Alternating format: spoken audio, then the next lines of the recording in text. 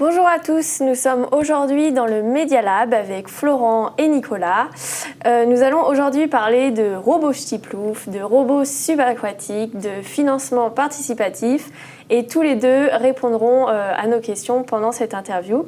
Et je vais commencer par vous demander de chacun vous présenter. Nicolas. Bonjour, je m'appelle Nicolas, je suis étudiant en Master 1 Digital Commerce au RISOM, à l'Université catholique de Lille. Je m'appelle Florent Lamiot, je suis écologue, enseignant et parmi d'autres choses, curieux de nature depuis très longtemps et je m'intéresse beaucoup à la biodiversité subaquatique notamment. Merci. Et nous allons commencer les questions avec toi, Nicolas. Est-ce que tu peux nous parler un peu plus de ce projet? Comment, pourquoi tu es là aujourd'hui et voilà.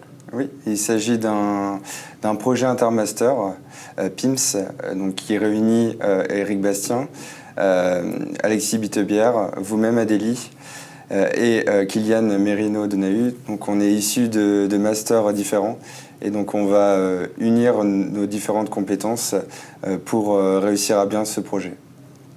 Merci. Florent, est-ce que vous pouvez nous dire qu'est-ce que c'est que le robot ch'tiplouf? Oui, alors c'est à la fois un projet de robots et de drones dont la mission principale serait de contribuer à des inventaires de la biodiversité subaquatique.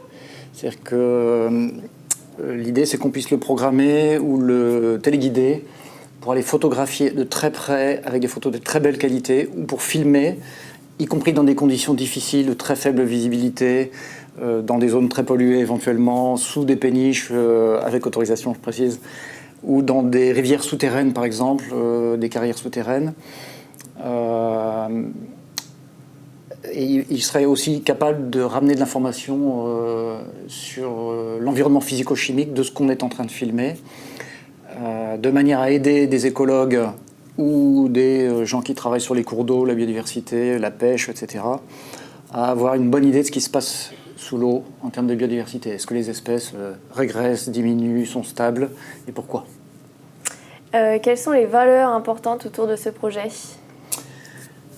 Alors il y a effectivement, c'est pas un projet comme les autres. D'abord c'est un projet qui se veut éthique, c'est-à-dire qu'on ne voudrait pas que ce robot puisse être détourné pour d'autres fonctions comme par exemple aller braconner ou aller pêcher trop facilement des poissons. Deuxièmement, la philosophie générale du projet est une philosophie de projet ouvert, open source pour les plans, open data pour les données. C'est-à-dire que les plans pourront être réutilisés et améliorés par d'autres personnes gratuitement n'importe où dans le monde, de manière à ce qu'à Madagascar ou en Amazonie, on puisse aussi faire des inventaires de la biodiversité.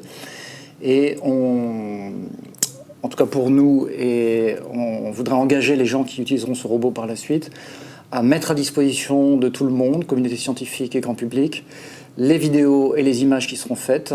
Par exemple, ces images illustreront le projet d'encyclopédie Wikipédia. Elles seront dans Wikimedia Commons, où il y a une 30aine de millions d'images déjà, à disposition de tout le monde, légendées au moins en français et en anglais, et potentiellement, si des gens veulent nous aider à traduire, en 283 langues. On a aussi une volonté d'associer au projet une démarche très participative. Et donc on a ouvert un laboratoire virtuel sur Wikiversité qui permet à des scientifiques du monde entier, quand ils veulent, s'ils veulent, de venir travailler sur le projet, aussi bien sur le projet de robot qu'à quoi il va servir.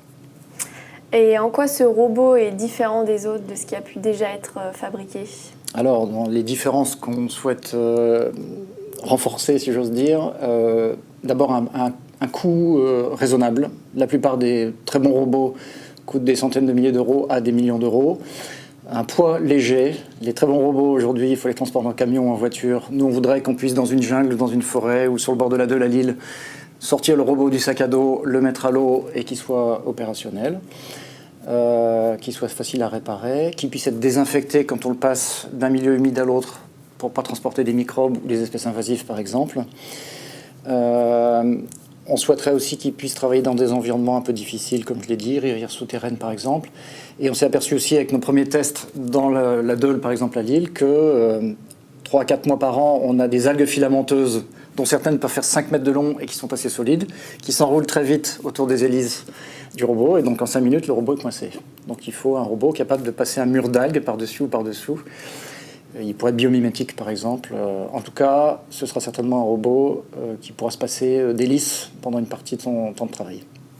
Merci. Et Nicolas, est-ce que tu peux nous dire comment, avec l'équipe, vous comptez mener à bien ce projet? Quel est le programme? On va lancer une soirée de lancement pour financer une campagne de crowdfunding. Donc c'est un financement participatif sur le site Ulule. Donc la soirée de lancement est prévue en février pour financer le projet du robot Stiplouf. Tous les deux, en quelques mots, pourquoi vous pensez que c'est bien d'investir pour ce projet parce qu'il est incroyable?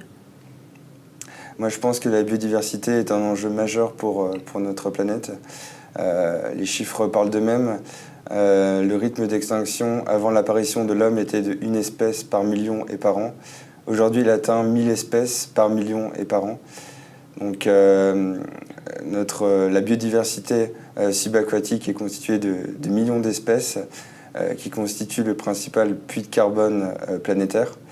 Donc elle forme la totalité de nos ressources subaquatiques et 80% de l'oxygène que nous respirons. Donc il est important de mieux la connaître et le robot Stiplouf pourra résoudre ce problème. Je confirme ce qui vient d'être dit. L'ONU récemment, et ce n'est pas la première fois, et beaucoup de scientifiques dans le monde entier, alertent de manière répétée sur le fait que non seulement il y a un effondrement de la biodiversité, mais que c'est dans les eaux, et notamment dans les eaux douces, que c'est le plus rapide. Et on ne se rend pas bien compte parce que beaucoup d'espèces comme les saumons, etc., on ne les voit plus beaucoup, mais on a l'impression qu'ils n'ont pas disparu. Et on voit encore des poissons, mais souvent, il y en a moins qu'à la préhistoire, par exemple, et ce sont parfois des espèces invasives qui perturbent réellement les écosystèmes. Et j'ai une autre raison qui est un peu plus philosophique aussi, c'est que je ne suis pas seulement écologue, je suis aussi dessinateur, illustrateur et photographe. Et il y a vraiment dans les images qu'on a commencé à faire et qu'on va faire, il y a des images qui sont absolument très très belles, exceptionnelles. Et il n'y a pas besoin d'aller de l'autre côté du monde, dans une mare, un lac, une carrière souterraine ou dans la Deule à Lille. On vient de finir des images qui sont presque bouleversantes pour les écologues et d'une très très grande beauté. Voilà. Merci. Et finalement, un dernier mot, pourquoi le nom Robot Stiplouf? Parce que d'abord on est dans le Nord-Pas-de-Calais, enfin maintenant région de France, mais voilà, on a lancé un concours en fait parmi les premières personnes qui ont été associées au projet. On a eu, je sais pas, peut-être 80 noms qui ont été proposés et on a voté pour Stiplouf qui semblait être le nom qui a au plus grand nombre. En tout cas, c'est original. Eh bien, je vous remercie tous les deux. Maintenant, on sait pourquoi il faut investir pour ce projet incroyable. Merci. Merci. Merci.